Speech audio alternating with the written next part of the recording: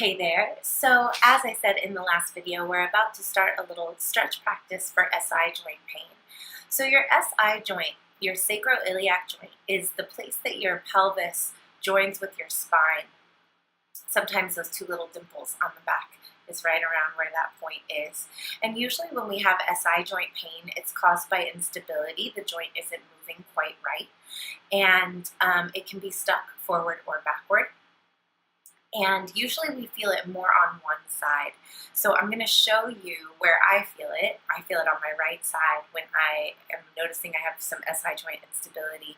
I'm going to show you a couple of different stretches for alleviating pain, and then a couple of different stability exercises that you can do, as well as a couple of things to avoid doing. So here I go. So your SI joint is right here on either side. Let's see where your pelvis meets your spine on either side. I feel it right here. And it's about a quarter-size spot over the joint. Oh, my puppy's here. Hello, you don't have SI joint pain. You don't need my help.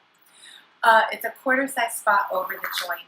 And I notice that when I've been doing a lot of different twisting movements that I feel it. You can also feel it from if you stand with all your weight on one foot. I do tend to stand with more weight on my right. I always try to switch it, but I forget.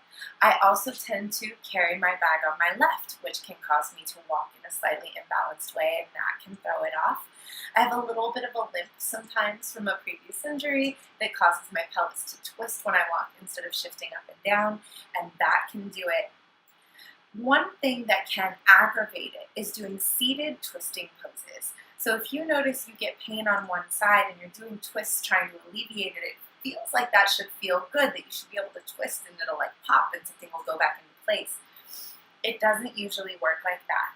The problem is when we twist, we usually root our pelvis down and twist the spine. And this is especially true when you use your arm to try to brace and really get a good torque in that.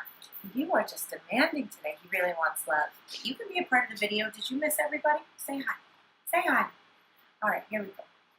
So when you twist like that and you use your arm and you're really wrenching your spine, you're causing your pelvis to stay here and your upper body to twist.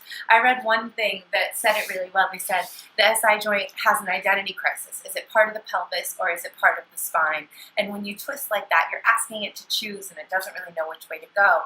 So one way to alleviate that pressure if you're taking yoga and you don't want to give up your twisting poses is rather than making your pelvis stationary and twisting against it, to think about bringing your pelvis with you as you twist and letting the sacrum, the SI joint, the pelvis, the spine all move as one cohesive unit. The other is to do some stabilization exercises both for your lumbar support muscles and for your spinal multifida. So we're going to do a few stretches and then we are going to do a couple of stabilization exercises. Here we go.